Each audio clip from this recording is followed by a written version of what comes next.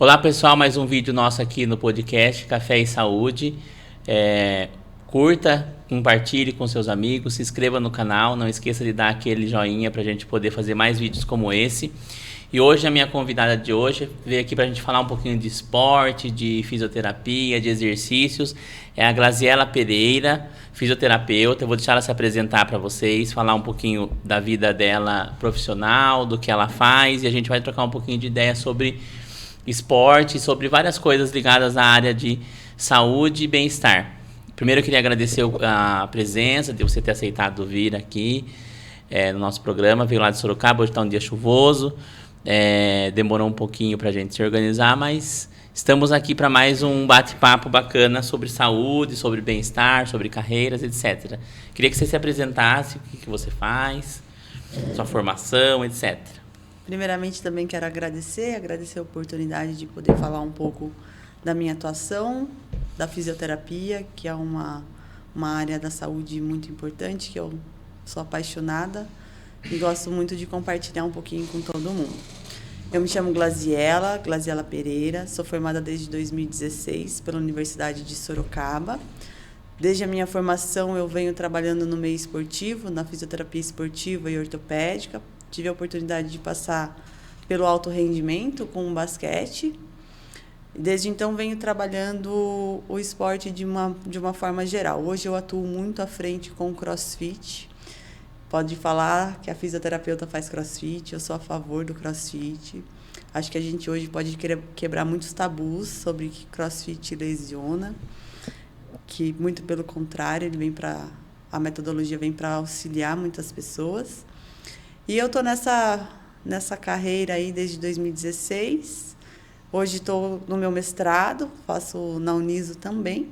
E seguimos estudando para o melhor da nossa profissão. E por que você escolheu o esporte? Eu lembro que você gostava de futebol, né? Eu já conheço você há muito tempo. Mas por que você escolheu o esporte? Porque na fisioterapia a gente tem vários leques. As pessoas entram para fazer, às vezes, pilates, fisioterapia respiratória, que é uma coisa que é ambiente hospitalar, as pessoas gostam. Qual foi o clique do esporte? Você já gostava de esporte e a gente já sabe, mas o que te levou a terminar a faculdade e falar, não, vou ficar no esporte mesmo? Durante a graduação, eu acabei vivenciando várias áreas da fisioterapia, são mais de 11 áreas de atuação, onde eu tive a oportunidade de vivenciar todas elas. E em alguns momentos eu entrei pensando na modalidade esportiva, porque eu fiz um pouco do curso de educação física, sempre fui muito ligada ao esporte. Desde os meus 10 anos eu venho praticando atividade física e isso sempre me fez muito bem, né? Eu sempre me senti muito bem com isso. E quando eu entrei na faculdade, eu procurei por aquilo que eu gostava de fazer. Fui para educação física, por alguns motivos não consegui finalizar o curso. E fui presenteada, né, com a bolsa 100% na área da fisioterapia. E desde então eu sempre soube que eu queria fisioterapia esportiva. Eu não conhecia 100% como era essa atuação, fui conhecer na graduação. Mas em alguns momentos acabei indo um pouquinho mais para a saúde da mulher, por momentos da vida que estava passando. Mas no momento do estágio, quando eu vivenciei realmente o que era a fisioterapia esportiva, sair daquele dilema que todo mundo pensa que fisioterapia esportiva é para grandes profissionais, como Neymar, e que não, a fisioterapia esportiva é para qualquer pessoa, desde que ela goste de alguma atividade física. Eu realmente quis encarar e trazer isso de uma forma mais abrangente para a população. Então, foi aí realmente a mudança de que era a área que eu iria atuar. Dentro disso, ela é muito alinhada à ortopedia, né? Então, a ortopedia hoje é 100% do que as pessoas procuram para se tratar. Tem o dor lombar, procura um ortopedista, depois faz fisioterapia.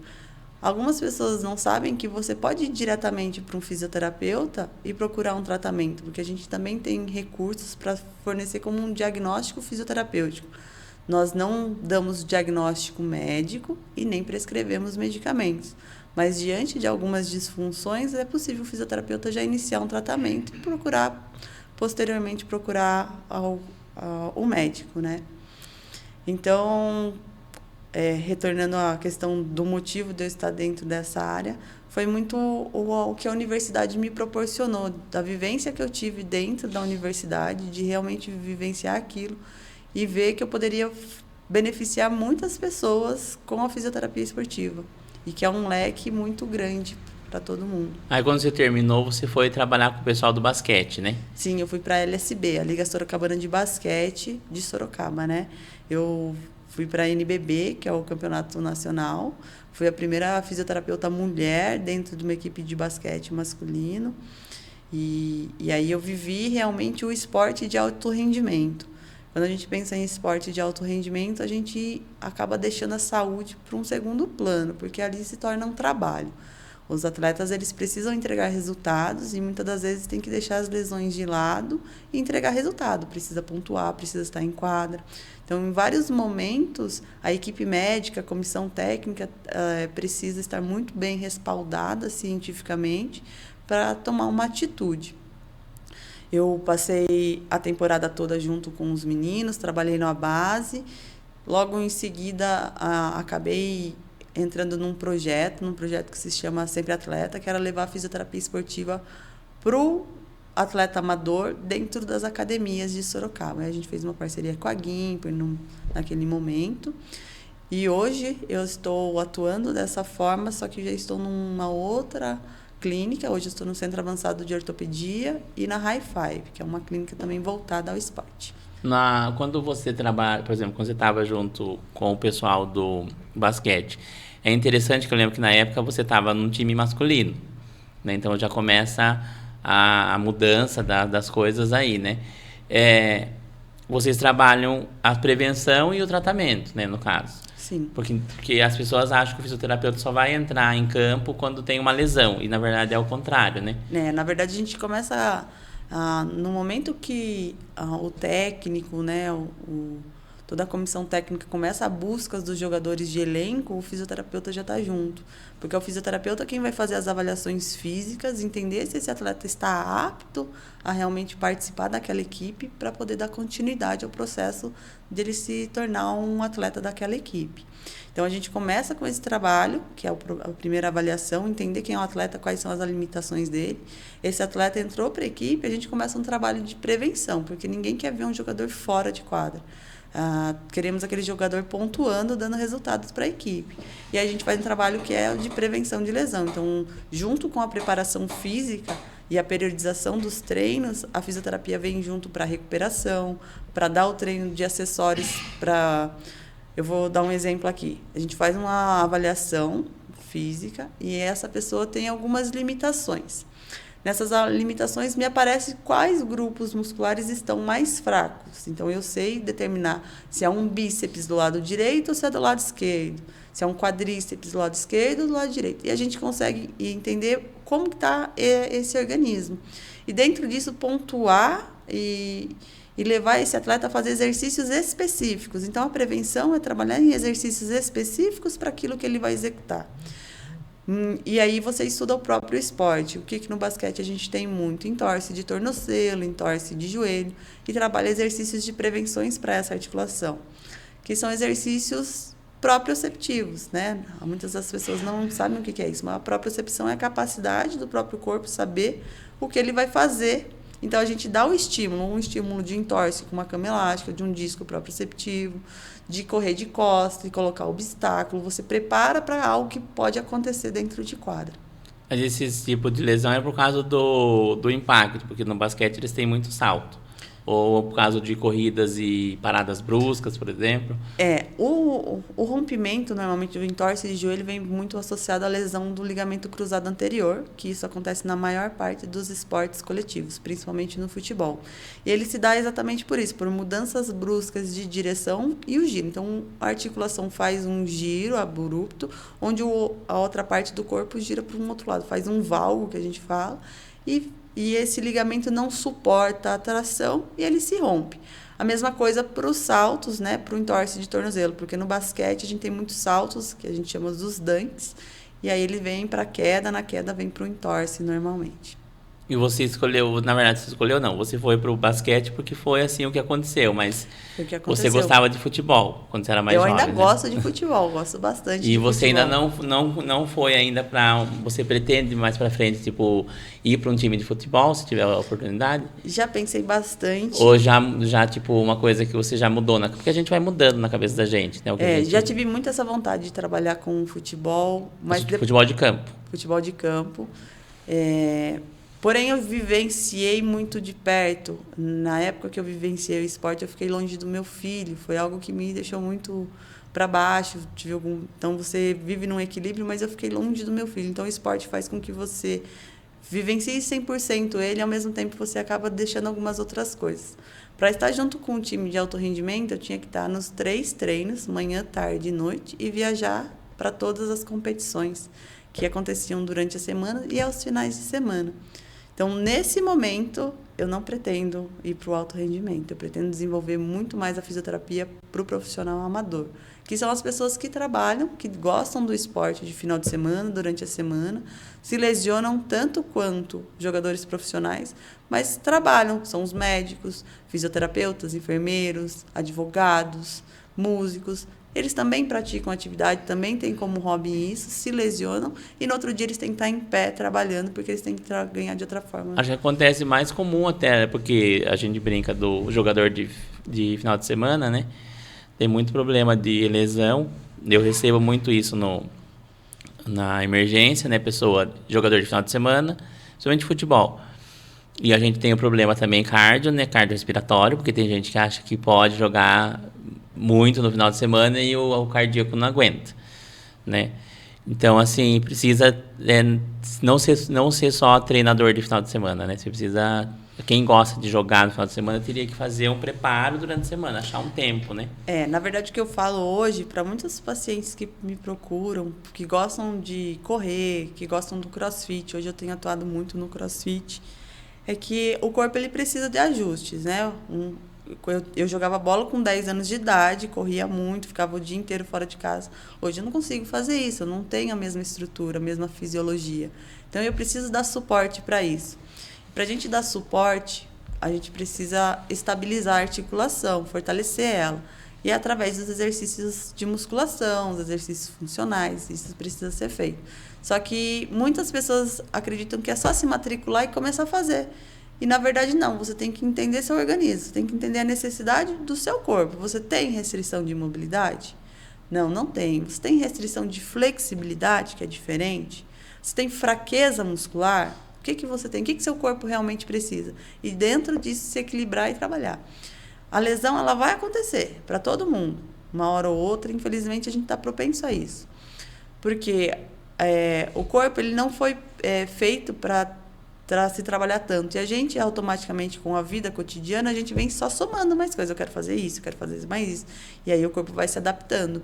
A gente precisa de um equilíbrio emocional, físico e espiritual para dar numa boa saúde, né? Como o Ministério da Saúde preconiza para a gente. E aí, quando você tem um estresse muito acentuado no trabalho, mas continua treinando, existe o risco de você lesionar. Mas será que é por causa do treino ou é por causa do trabalho? É um conjunto, né? As pessoas, por exemplo, não sabem que não é muito saudável você treinar com gripe, por exemplo. Eu sempre falo, e as pessoas falam, mas por quê? Eu falei, porque você já está com um processo inflamatório no seu corpo. E quando você faz um treino, né, você vai fazer um novo processo inflamatório, porque o músculo só cresce com um processo inflamatório. E tem toda a questão da queda da imunidade, né? Se você for treinar uma hipertrofia, um treino de hipertrofia, você vai aumentar muito a degradação das fibras para ganhar o fortalecimento e esse processo inflamatório vai estar acontecendo. Então, é realmente se conhecer e saber que tudo pode, todo mundo pode fazer muitas coisas, mas entender os momentos. E o CrossFit? Vamos desvilanizar o CrossFit. O CrossFit é um assunto muito polêmico, né? Um assunto do século XXI. Pode, não pode, faz, não faz. Aí a gente tem profissionais que são contra, os que são a favor, e o pessoal que é adepto fazer. A gente tem pessoas que morreram no CrossFit, que é uma realidade, mas não foi por conta do CrossFit, mas óbvio. Mas é a notícia que se sai, né? A mídia, ela bomba, né? Assim como qualquer notícia, o que a mídia quer? Ela quer repercussão. Então, você pode ter um infarto fulminante jogando futebol, você pode ter um infarto fulminante trabalhando no escritório. Aí é determinado como você coloca isso para toda a sociedade. O CrossFit, vamos pontuar bem, é uma marca, né? Como o Nike. Então, a CrossFit tem uma patente do qual quem quer utilizar do nome tem que pagar para se utilizar do nome CrossFit. Por isso que hoje a gente tem muito cross-training, que são os mesmos exercícios, a mesma base metodológica, porém utilizando de cross-training. Para utilizar o CrossFit se usa pagando a marca. E aí, a gente tem as questões de profissionais que são adeptos e os que não são adeptos. O CrossFit em si, ele trabalha em alta intensidade, mas não é a alta intensidade que todo mundo tem que fazer no mesmo ritmo, é a sua alta intensidade. O que é o mais alto de intensidade para você, o quanto você suporta de fazer. Então, o mesmo treino que uma pessoa que suporta muita carga, você que está começando, após passar por um período de adaptação, também consegue fazer. Porque você vai estar dando o seu máximo. Voltando para a questão de profissionais adeptos ou não, a gente tem na literatura aí, desde a década de 90, estudos comprovando que exercício funcional é benéfico, que faz bem para a saúde. E o CrossFit, ele se usa de exercícios funcionais, né? Alguns com carga. O exército, ele treina através de exercícios funcionais. Então, no meu ponto de vista, como profissional e hoje como praticante, eu vejo que algumas pessoas precisam, talvez, sentir um pouquinho da modalidade, conhecer e ver se realmente gosta, porque eu acho que vai muito de estilo, de pessoa para pessoa. Quem gosta de um estilo mais de competição, porque é uma competição consigo mesmo, vai gostar um pouquinho mais do CrossFit. Quem não gosta, vai para a musculação. Quem não gosta menos ainda, vai para uma hidro. Vai depender muito do perfil. Você pode gostar de pilates e estar praticando CrossFit da mesma forma. Isso não impede que você faça os dois. Porque eles trabalham coisas diferentes, né? Exatamente. E você cria capacidades. E a hora que a gente pensa o CrossFit lesiona, ainda é muito cedo para se falar em questão científica, porque a marca estourou há pouco tempo, e aí aqui veio o boom de todo mundo querer estudar e tudo mais. Também. Eu não sabia que era marca, para mim era uma coisa que era... É uma marca. Então, agora que os profissionais estão realmente, quem quer defender, está buscando fazer mais estudos, mas a gente não tem nada muito randomizado, duplo cego, para poder realmente pontuar, falar, é dessa forma. Então, ainda é uma margem que a gente está vivendo. Assim como o Covid, vamos assim colocar. A gente sabe o que é, mas ainda não, a longo prazo a gente precisa entender um pouco melhor. Aí, eu queria chegar no que você falou que você queria falar, mas antes disso eu ia falar da questão, né, das diferenças, porque a gente tem hoje no mercado, né, 2 profissionais que estão diretamente ligados ao corpo, né, que é o educador físico, que agora sempre eu sou corrigido, não é mais professor de educação física como na nossa época, agora é educador físico, né, eles corrigem você a todo momento. E o fisioterapeuta, que trabalham, né, a gente anda a passos de tartaruga no Brasil, mas eu creio que logo a gente vai ter em todo o canto do Brasil a ideia de multidisciplinar, né, de multidisciplinaridade, que é uma coisa que ainda é muito novo no Brasil e é muito divulgado lá fora. Lá fora funciona muito bem. Aqui ainda é muito de passos de tartaruga. A gente já tem. Que é aquela ideia que você falou no começo da pessoa procurar o profissional independente de ter passado pelo médico ou não, porque são coisas diferentes, né? Outro dia, por exemplo, vou dar um exemplo para você. Eu tenho uma funcionária nossa que ela quebrou o tornozelo. Ela fraturou o tornozelo descendo do ônibus, uma coisa assim. E ela fez a cirurgia. Aí, esses dias ela estava reclamando que ainda estava com dor, né, no tornozelo. Daí eu falei assim, mas você está indo na fisioterapia direitinho? Ela falou, não, eu só fiz 10 sessões porque o médico mandou fazer 10. Daí eu falei, não, você vai fazer mais sessões de fisioterapia. Daí ela ficou olhando meio assustada. Mas é que eu fiz lá, não sei aonde, onde ela tratou lá, no ortopedista já tinha tudo, né? Tipo, tem algumas clínicas que tem tudo. E eles deram uma alta para mim. Eu falei, não, mas não vai parar de doer nunca, então. Essa porque questão... tem essa mania, né, ainda. Não, tem muito, eu acho que os médicos jovens, eu percebo, eu falei isso com o Dr. Jaime, que esteve aqui comigo, né, que é uma coisa que eu gosto de cutucar, classe médica. Tenho vários amigos médicos que eu adoro e eu gosto de cutucar eles, porque todas as profissões têm os dois lados. Os médicos mais jovens que saíram no mercado da saúde, uma remessa, saíram com outra cabeça, já saíram com cabeça de multidisciplinar, de coisa. Os médicos da velha guarda, os doutores, porque os médicos jovens nem usam doutor, mas nem no carimbo, porque já são a cabeça mais assim, né, tipo aberta para... Eu vejo os médicos que trabalham comigo, os jovens, né, os mais jovens, que eu falo 30 e poucos anos, né, jovem que eu falo dessa nova remessa de medicina e de outras profissões também. Os mais antigos, né, eu vejo eles prescreverem, tipo, 10 sessões, 5 sessões. E é importante as pessoas saberem que não precisa disso, que você tem que combinar com o fisioterapeuta até quanto de tempo você vai fazer essas... E acho que para a vida toda, dependendo da situação. Adote um fisioterapeuta para sua vida, porque todo mundo vai precisar de um. Isso para todo mundo que está aqui nessa sala e para quem está ouvindo também. Mas a questão de 10 sessões, isso já é uma questão que vem caindo bastante. E é muito utilizada por questão burocrática, principalmente de convênio. Porque o convênio ele precisa ter um controle para ele ganhar, né? O convênio ele não quer perder, ele não quer perder de maneira nenhuma. Então, ele faz 10 sessões, que é para esse paciente retornar, fazer toda a burocracia novamente e ser liberado mais guias. Então, saiu esse termo, 10 sessões, 10 sessões. Mas vamos falar sobre a questão de um entorse de tornozelo. Com fratura, foi para um procedimento cirúrgico, o mínimo de tempo aí para um tratamento é de uns 3 meses para recuperar a força, porque é o tempo fisiológico para eu conseguir reestabilizar a força muscular. Pensando em lesão ligamentar, teve fratura, automaticamente você sabe que rompeu alguns ligamentos. Vai para mais uns 6 meses. Isso pensando na própria recuperação do organismo. Não sou eu, Glaziella, falando. São dados da literatura que dizem, cientificamente, estudos já comprovados, que seu corpo vai se recuperar através desse tempo, determinante tempo. Além do determinante tempo, a gente tem determinantes limitações. Essa pessoa tem movimentação completa, cada articulação ela tem um grau a ser cumprido.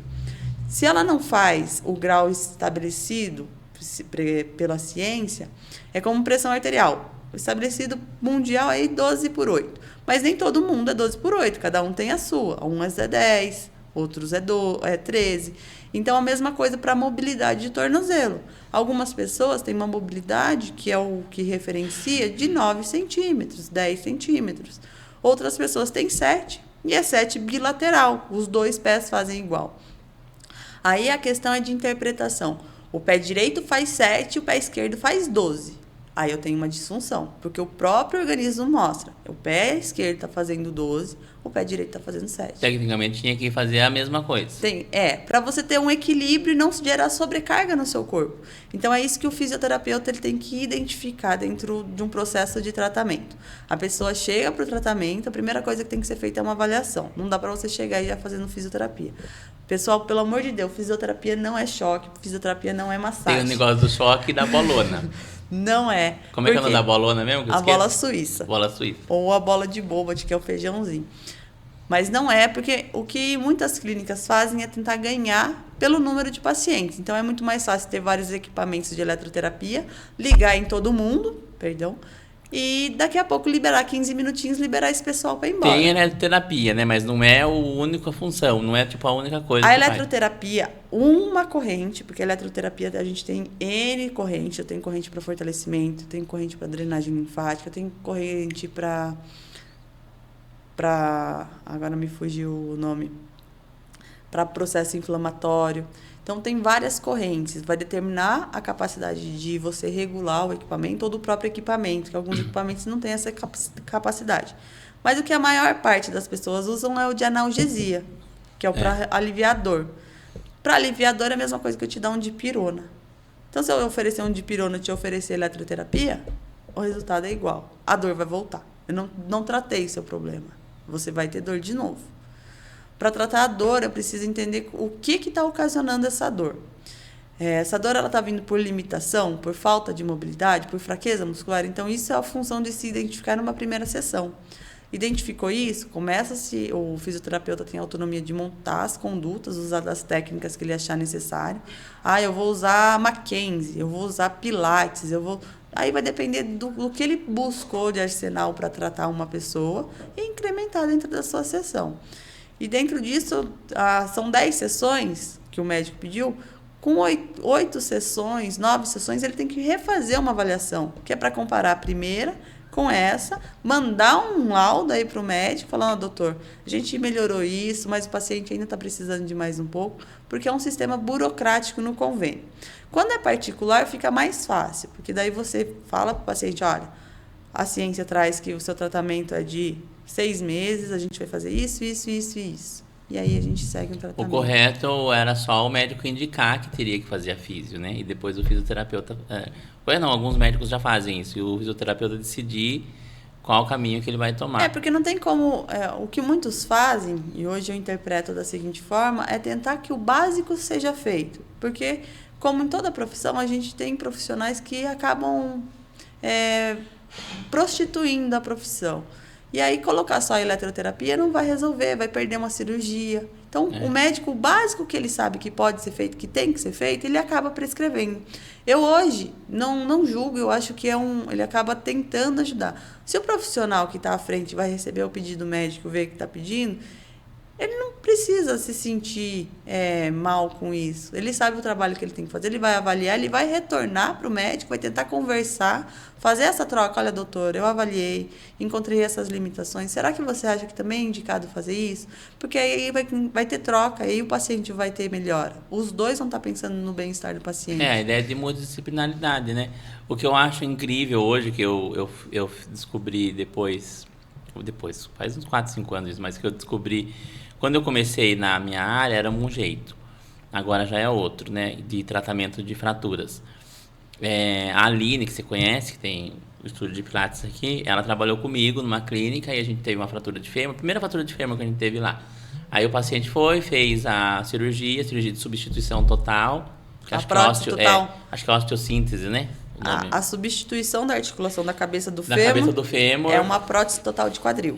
Isso. Tem a cabeça do fêmur e a prótese total. É a prótese Eles total. tiram o pedaço que não precisa. Serra, porque o que acontece? Tem um desgaste muito acentuado, o paciente tem muita dor, aí o médico vai substituir a articulação. Isso acontece tanto para o quadril quanto para o joelho.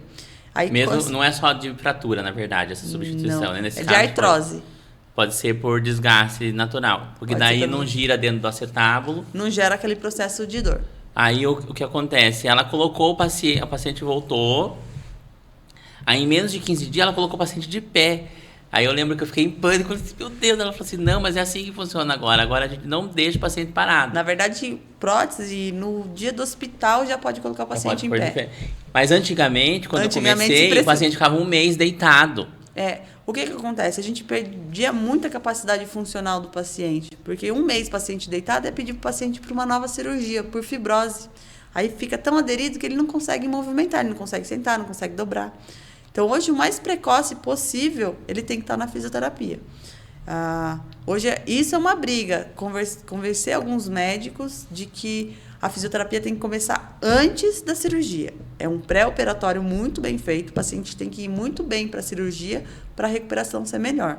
Porque o paciente ele tem que entender o que é contrair. Alguns pacientes idosos, principalmente, não sabem nem como é uma contração de quadríceps, não sabem o que é isso.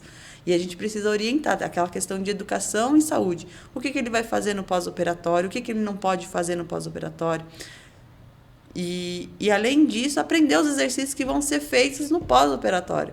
Ele vai ter feito uma cirurgia, ele vai fazer exercícios que ele nunca fez na vida, sendo que ele tem que se preparar antes. Então, fazer um bom pré-operatório é um grande caminho de 90% dos pacientes responderem muito bem aos tratamentos. E a melhor cirurgia é essa, da substituição total, né? Aquelas de haste são... É que, na verdade, não é melhor. A gente coloca que a substituição da articulação é a última indicação cirúrgica para um paciente, numa questão de artrose, de muita dor. E vai ser o próprio paciente que vai chegar a pedir. Ele vai chegar no consultório, para o médico, e vai falar assim, doutor, eu não aguento mais. Não dá para andar, eu preciso andar. Então, aí o médico oferece as possibilidades cirúrgicas. E quem acaba escolhendo essa cirurgia é o próprio paciente. Em casos assim, vamos colocar...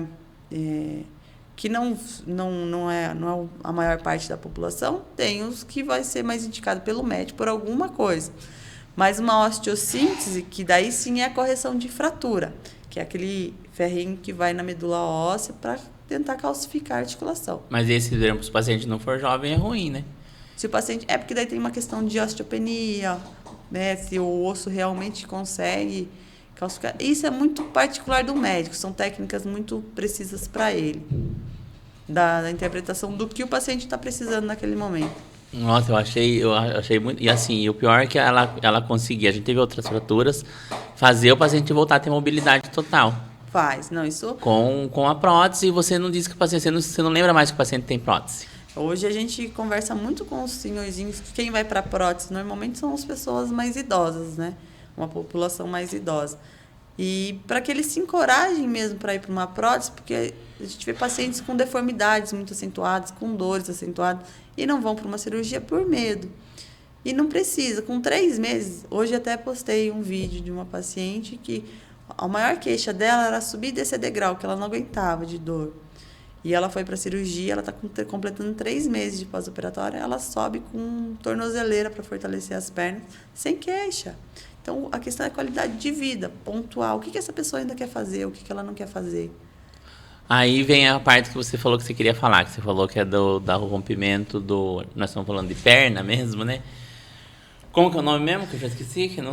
Eu gosto muito de falar sobre a cirurgia de cruzado anterior. Cruzado anterior. Ligamento cruzado anterior. Explique brevemente, assim, para as pessoas que não são da área, o que é um cruzado anterior. O que é o cruzado anterior? O cruzado anterior, para quem ainda nunca ouviu falar, é o principal ligamento da articulação do joelho. É ele que dá estabilidade para a articulação. E como a gente mencionou um pouquinho atrás, em jogos de futebol, normalmente... os jogadores lesionam... E ele fica atrás, né? Ele fica na frente, por isso que ele é o anterior. A gente tem o anterior e o posterior. Tá. Então ele fica na frente, mas ele fica entre o quê? Entre os côndilos, e ele fica passando bem no meio da articulação para dar estabilidade, para o joelho não anteriorizar, não ir para frente. Mas a patela está na frente. A patela continua à frente. A patela vai ser... A patela, ela é um osso que dá... A antiga rótula, para o pessoal que é mais velho. Ele que dá estabilidade aí para a articulação fazer flexão e extensão. Então, ela é a alavanca dessa articulação, né? Então, a patela precisa ficar centralizada para permitir com que tenha essa movimentação de flexão e extensão. Ela trabalha ali entre os côndilos, né? Vamos fazer assim, que aqui está a articulação do meu joelho, eu tenho o fêmur, eu tenho a tíbia. À frente vai estar a patela. O cruzado vai estar aqui, ó, nessa região.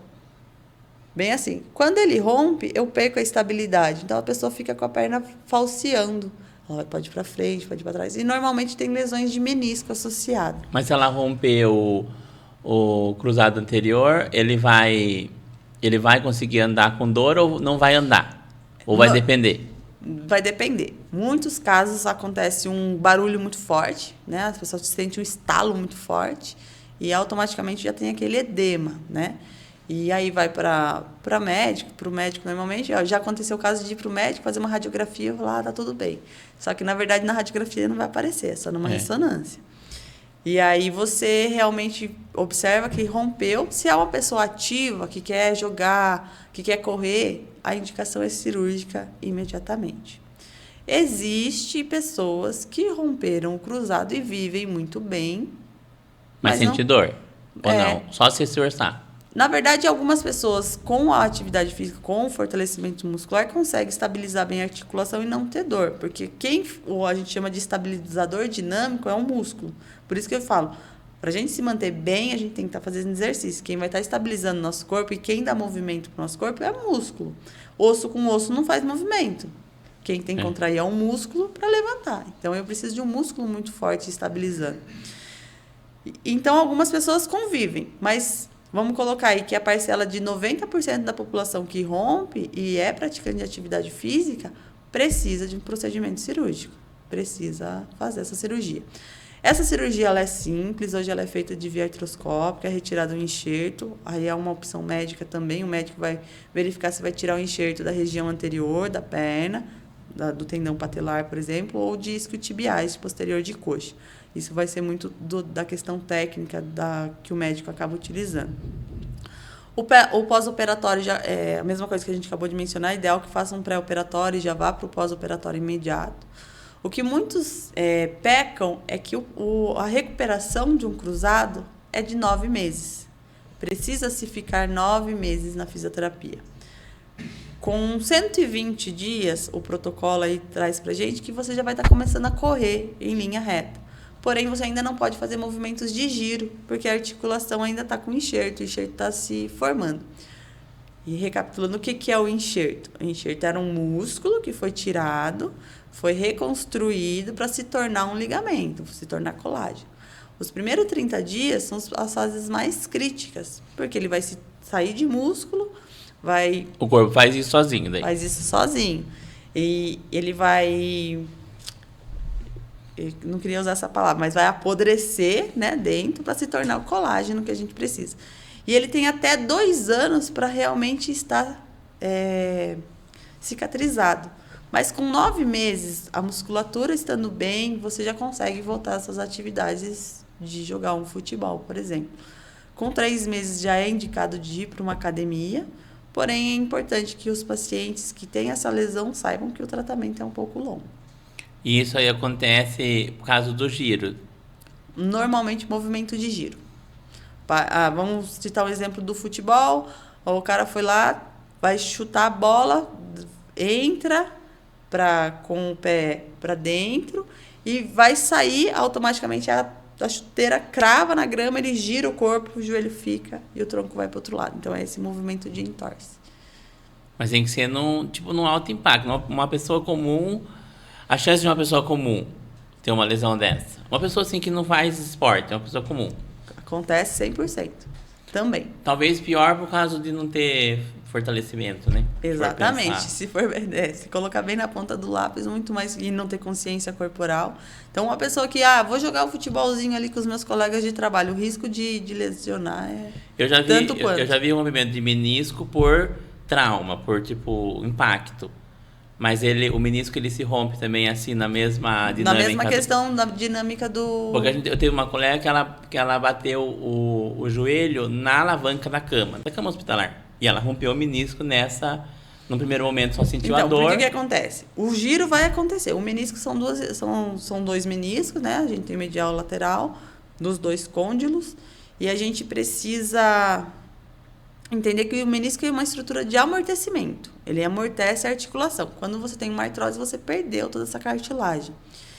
No movimento de giro, quando você gira, um giro muito forte, você lesiona o menisco. O que você pode acontecer é de você ter uma lesão em alça de balde, como é utilizado, e alguns médicos vão lá e suturam, dão uma costurada. Ou a lesão é muito complexa, uma lesão mais radial, precisa realmente cortar o menisco, aí faz uma menistectomia, que é a retirada total do menisco. E aí vai Mas daí retira tudo e fica sem ou substitui? Existem cirurgias para substituição, mas na menistectomia é retirada. Essa parte lesionada, não tira tudo, tira parte. É a parcial. E aí depende muito da lesão. Então vai ser muito ver a situação, quadro de dor, realmente vai para uma cirurgia, não vai. Mas nas lesões de ligamento cruzado, normalmente tem lesão de menisco associada pelo movimento de giro. Porque é um emaranhado de coisa. Você gosta bastante da parte muscular e eu acho, de tendão. E a parte óssea, é uma coisa que você te chama bastante atenção, você foca mais nos seus estudos porque são áreas juntos e diferentes ao mesmo tempo, né? Hoje eu não consigo estudar separado. Eu aprendi a estudar o corpo todo. Eu tive a oportunidade de passar aí um pouquinho com alguns profissionais da osteopatia.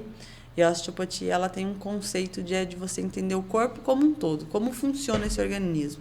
Então, se o tendão está funcionando, como esse tendão é tendão, mas antes ele tem uma parte que é músculo, então uma parte liga a outra, se torna a outra.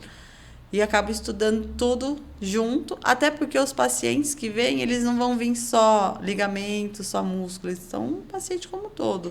O Eduardo vai chegar para tratar comigo e ele vai falar, Glásia, eu tô com dor aqui na minha articulação do ombro, eu trabalho, eu gosto de dar aula, eu gosto de tocar, e isso está acontecendo. Então, eu preciso entender como é o funcionamento geral da articulação, entender como está a estrutura mecânica, estrutura óssea, para poder oferecer o melhor tratamento. Como que é o nome daquele negócio que dá mesmo na mão das pessoas, que pega tem cirurgião? Tem síndrome do túnel do carpo, que a gente tem aqui nessa região, e aí a gente tem as tendinites, né, epicondilite e tudo mais, que é por esforço repetitivo.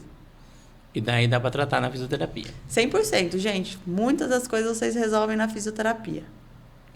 Aí, eu gostei bastante desse negócio, porque na minha área de atuação, eu trabalho muito a fisiologia, né? No dia a dia, a gente fala muito de fisiologia. Eu pego fratura, mas é fratura óssea, eu vejo que está fraturado, no raio-x mostra que está fraturado, e o ortopedista resolve depois. Então, assim, eu vejo os professores de anatomia, por exemplo, dando anatomia lá no curso, aí eu fico relembrando que tem coisa que eu não tô mais no meu dia a dia. Eu vou lembrar os principais, né? Os músculos principais, os ligamentos principais. Por exemplo, eu não lembrava com clareza do cruzado, por exemplo. E é que, como você acabou de mencionar, é muito do que você está vivenciando todos os dias. Eu trabalho numa clínica hoje que 70% dos pacientes são de lesões de joelho.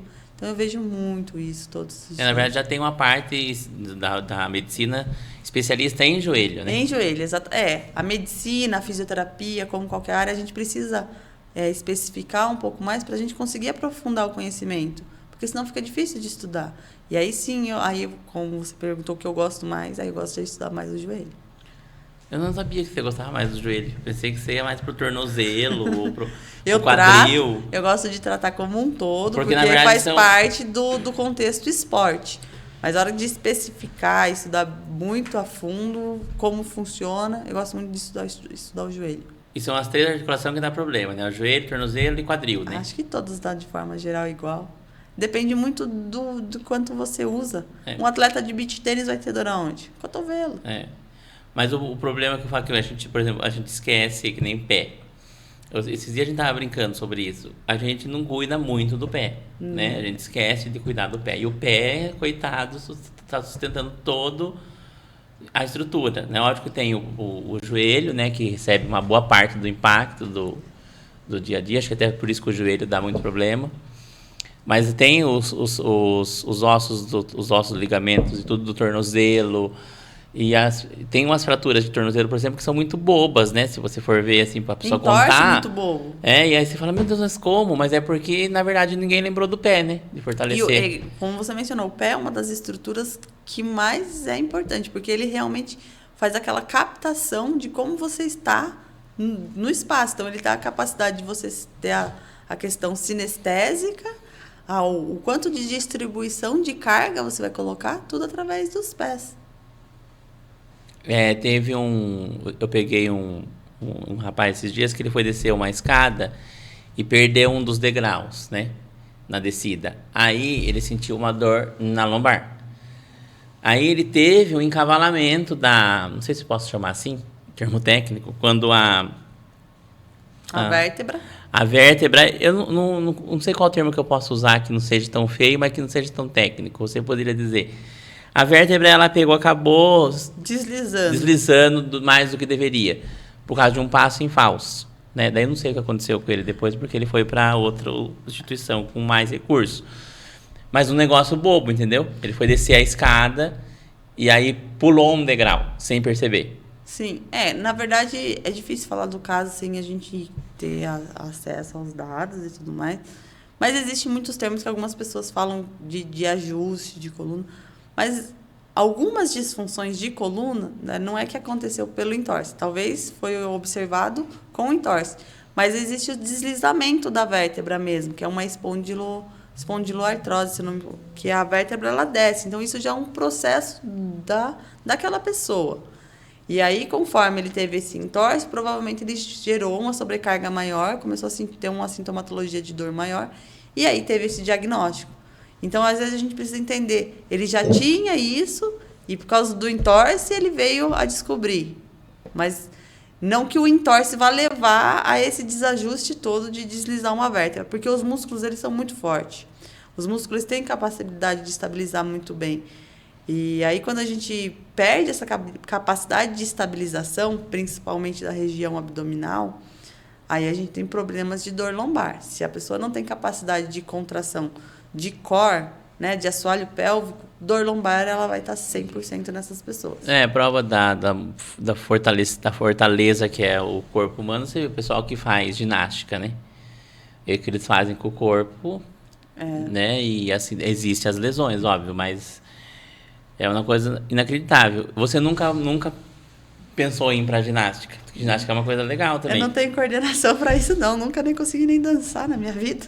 E que é uma coisa que eu creio que na equipe técnica tem fisioterapeuta também. Mas no CrossFit a gente tem uma parte do treino que é movimento de ginástica. Então, a gente vem desenvolvendo das É que nem no Pilates, né? Pilates também tem muito movimento que lembra, né? Tem alguns movimentos que lembram. E então, o CrossFit, vou puxar um pouquinho o gancho para ele de novo, a gente vem o quê? Tem corrida, tem o levantamento de peso, que é o LPO, né? Os movimentos de carga, que eu gosto, que é o que eu consigo fazer.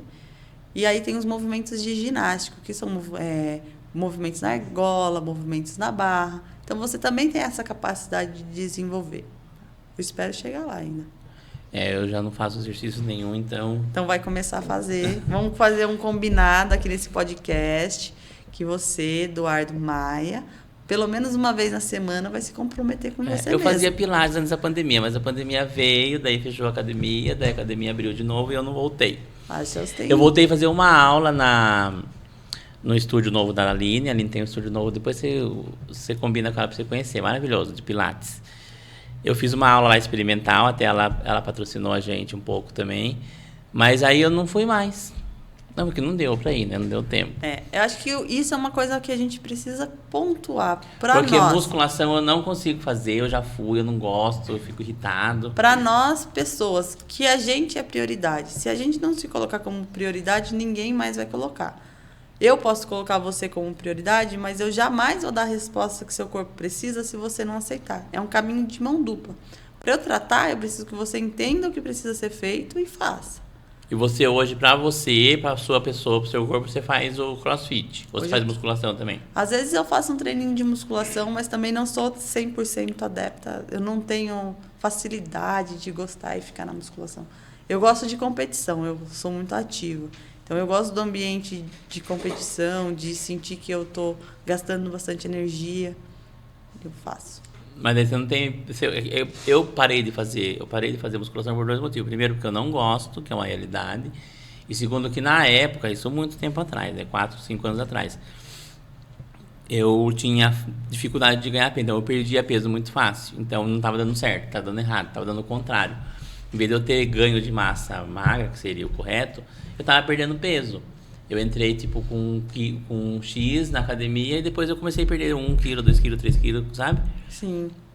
Daí eu parei porque aconteceu um monte de coisa, depois teve... enfim, só que daí na época da pandemia foi a época que eu mais ganhei peso. Por quê? Porque eu não fazia nada, né? Aí eu percebi que talvez fazendo um outro tipo de exercício que não fosse tão aeróbico, para não ter muito gasto, porque eu gasto muito, entendeu? Sim. Eu não sei que problema que era com 30 e pouco já era para mim não gastar tanto, mas eu gasto muito, então eu gasto muita energia. Então se eu fizesse exercício muito aeróbico, eu perdesse. Eu não sei se dentro do CrossFit você perde tanta caloria ou se é mais impacto. Na verdade, o que acontece quando a gente pensa em ganho de massa, perda de massa, é entender que o primeiro momento vai ser a perder. Que na verdade, às vezes a gente acha que está perdendo, mas é a gordura que tá se tornando ali, está metabolizando.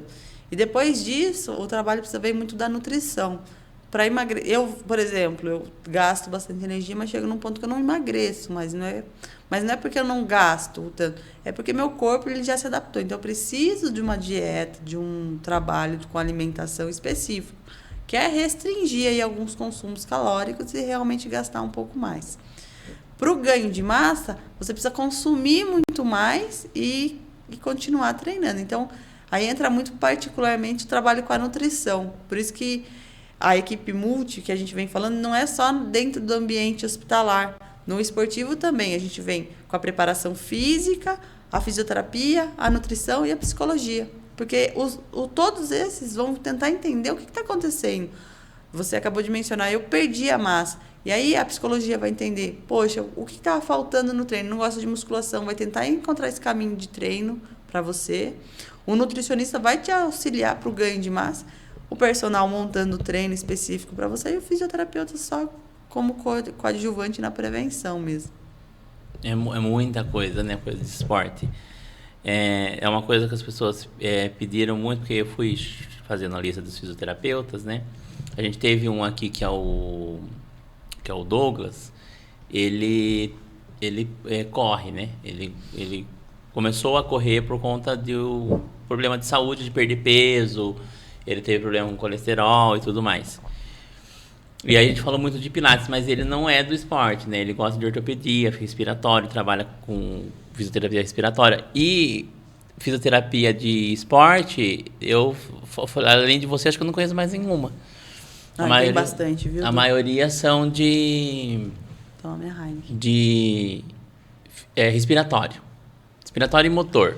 Eu acho que é por causa da área que você vivencia hoje 100%, porque tem bastante fisioterapeuta esportivo. Eu conheço vários excelentes. E eu achava que a fisioterapia esportiva estava... Só no alto rendimento, né? No alto rendimento. A maior parte das pessoas pensam isso. Depois de seguir você, que eu fui vendo que não, mas eu achava que era, tipo, alguém num time específico lá. A maior parte. E é isso, acho que eu estou trazendo como um propósito na minha profissão, que é mostrar que a academia do bairro pode ter um acompanhamento junto com o fisioterapeuta para auxiliar, para entender o que é a periodização, que na verdade isso é muito particular do educador físico, mas auxiliar.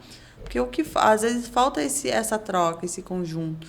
O físico conversar com o preparador conversar mais com o nutricionista, para dar o resultado que a pessoa está procurando. É que tem que abrir mais o leque para as pessoas entenderem que o investimento tem que ser em cima do paciente, né? Do cliente, no caso. Eu acho que tem diminuído e vai diminuir mais. Tem muita briga de ego, né? Porque eu não vou, porque é o fisioterapeuta e eu sou educador físico, não vou me misturar. A gente vive uma linha muito tênue, né? A fisioterapia esportiva e a preparação física e o educador físico. Porque o exercício, ele é a base de tudo e nós dois utilizamos ele como meio de trabalho. A questão é como eu utilizo. Eu utilizo como meio de reabilitação, de prevenção. E ele usa muito para hipertrofia, para performance. Então, é alinhar conhecimento, né? Juntar, agregar, conversar um pouco mais. Eu tenho um parceiro e uma parceira, que é a Jéssica e o Curita. Eles estão muito à frente aí do personal. E hoje a gente tem trabalhado em todos os alunos que passam dentro do estúdio deles fazerem uma avaliação fisioterapêutica para entender quais são as limitações, mas o plano de treino está dentro do personal. Se eles precisam de um tratamento, a gente faz um tratamento em conjunto. Eu converso com eles e falo, acho que é legal adaptar esse treino, talvez esse movimento não seja tão indicado nesse momento para essa pessoa. E assim a gente vem trabalhando. Assim como no CrossFit, a gente teve um caso de um entorse de tornozelo de uma colega e ela quer voltar a treinar. E não tem restrição que ela não pode voltar a treinar. Ela não vai fazer o mesmo treino que a turma, que todo mundo. Ela vai adaptar o treino dela. Se tiver corrida, ela não vai fazer corrida, ela vai fazer remo. Se tiver salto na caixa, ela vai subir degrau. Então, é uma questão de olhar para o mesmo cenário e ver o que a pessoa pode fazer. Lembra que na nossa época tinha gente que não fazia educação física por recomendação médica? Eu acho que hoje isso é uma outra realidade, né? Total. Acho que você na UTI, quando você vivencia, você olha o paciente em coma com o fisioterapeuta movimentando para conseguir restabelecer a vida. A ideia, né, de antes dos anos 90 era deixar os pacientes imóveis. Tanto que tem um vídeo que eu estava vendo que é relacionado ao pessoal da enfermagem, na época da polio. Eles resolveram mobilizar os pacientes, porque os médicos tinham mandado eles deixarem os pacientes imóveis, né? E eles resolveram, não, vamos mobilizar na banheira, na água quente, para ganhar movimento. Porque o próprio corpo ele tem a capacidade de autorregeneração. A nutrição, né, através do alimento que a gente ingere é para dar capacidade vital. Então, eu preciso fazer com que tenha circulação, tenha movimentação. Se a vértebra da torácica ela faz rotação, flexão e extensão, eu tenho que dar esse movimento. O fisioterapeuta tem que conduzir. Então, acho que é essa linhagem que tem que entender o que o corpo foi feito, o que ele tem capacidade de fazer e o que ele não está fazendo. Porque ele tem que fazer. A engrenagem tem que estar acontecendo. É que nem a dor, né? Outro dia a gente indicou o estúdio lá da Aline, porque a paciente foi pro... O que ela tem mesmo, que a Aline falou pra mim? Ela foi no ortopedista, aí dor, um monte de coisa. O ortopedista falou, eu vou passar esse analgésico, só que não vai adiantar se você tomar esse analgésico se você não procurar um exercício. Você vai ter que fazer hidromassagem, ou pilates, ou... Falou para escolher. E ela achou estranho, porque é imaginar que você tá com dor sem ficar quietinho. né? E aí ela foi pro Pilates porque ela achou melhor. Acho que a artrose que ela tem, parece que de joelho e quadril, uma coisa nesse nível aí. Que ela falou que é bem complexo o caso dela. Aí a última consulta que ela teve, que foi no AME, né? Que eles fazem essas consultas, que é muito bacana do SUS. Esses lugares, tem o AME, esses lugares mais Sim. de ambulatório. O médico falou, não adianta você ficar parada tomando dipirona, Tramal. Tramal, que é um clássico, né? Que o pessoal gosta de tomar. Você tem que fazer exercício. Tem bastante linha de estudo na USP sobre dor crônica, né? E movimento para dor crônica, pilates e um monte de coisa. Todo mundo tem que encontrar o seu exercício e fazer. Se a gente tem músculo, onde tem músculo tem que contrair. Então, para contrair, a gente precisa dar movimento. Eu preciso movimentar. Fazendo um adendo, né, que é um tabu para muitas mulheres, a incontinência urinária. Tem mulher que espirra e perde um pouquinho de urina. Isso já é considerado como uma incontinência urinária. A saúde da mulher trata a incontinência urinária através de exercício físico. Exercícios ali para a região íntima. As pessoas não sabem disso. Sabe uma outra coisa que a gente estava discutindo esses dias? Eu falei isso na escola. Sobre isso, até tem uma fisioterapeuta que ela é sexóloga, né? Aquela que fala a Kátia Damasceno. Isso, tem ela mesma. Super seguida. E super seguida. E tem as pessoas que não sabem e ficam horrorizados. E na verdade, ela trabalha uma coisa que eu vi na faculdade. Quando eu estava na faculdade, tinha fisioterapia informação, lá. Ela traz muita informação. Sim, e quando eu estudava na Anhanguera, eu fiz na Anhanguera, tinha o curso de fisioterapia. Daí a gente tinha ambulatório no final de semana, de enfermagem, fisioterapia, e tinha uma outra coisa que eu não lembro. Aí eu lembro que eu peguei um folheto para ver o que as meninas estavam fazendo, era sobre isso, era sobre saúde da mulher. Daí eu fiquei tentando associar na época a fisioterapia, o que tem a ver. Depois uma fisioterapeuta que era aluna, eu perguntei para ela, falou, não, é porque a gente faz exercício, porque algumas mulheres que vêm passar com a gente aqui em sábado, né, era as alunas que faziam, tem incontinência urinária. Exatamente. E tem uma outra coisa que não tem a ver com a mulher, que tem a ver com o homem também, que os homens não sabem. Um dos principais responsáveis pela ereção é o assoalho pélvico. E homem tem incontinência urinária também. Também. Normalmente quando tem alguma lesão ali na região de próstata, e aí, por algum motivo, faz algum procedimento, perde essa capacidade, mas perde urina também. Então, eu tava assistindo uma entrevista de um médico urologista, que é andrologista também, aí ele estava respondendo as perguntas. Fulano de tal tem tantos anos, tipo jovem, e tem disfunção erétil. Daí a primeira coisa que o médico trata é psicológico. Não é psicológico, então tem que ver como que está o aparelho cardiocirculatório, porque precisa de sangue. Também não é. Aí ele chegou num ponto que você não para pensar. Mas como que tá? Faz exercício físico? Ele falou isso. Sabe contrair a região íntima? Porque quem segura uma ereção é o músculo levantador de ânus. Que tem que estar fortalecido, como o bíceps, o tríceps, o quadríceps e tudo. É exatamente isso. As pessoas têm que entender que a gente tem muito músculo e para ficar bem a gente precisa Então, fortalecer. isso são coisas sutis, mínimas, que assim, a gente tá falando e as pessoas não sabem. Né? Às vezes a pessoa tem um problema desse tipo e não sabe que está ligado, não só isso, pode estar ligado ao psicológico, uma série de coisas, mas pode estar ligado ao... E que tem tratamento. O que a gente vivencia muito hoje na área da saúde é a vergonha. Muitas pessoas têm vergonha de mencionar que tem escape de urina. E isso é tratado, isso pode ser tratado de várias formas. Tanto que o Serviço Escola das Faculdades, a Anhanguera, a Unis, a Unip, elas trazem tratamentos gratuitos para essas populações. E você procura tratamento.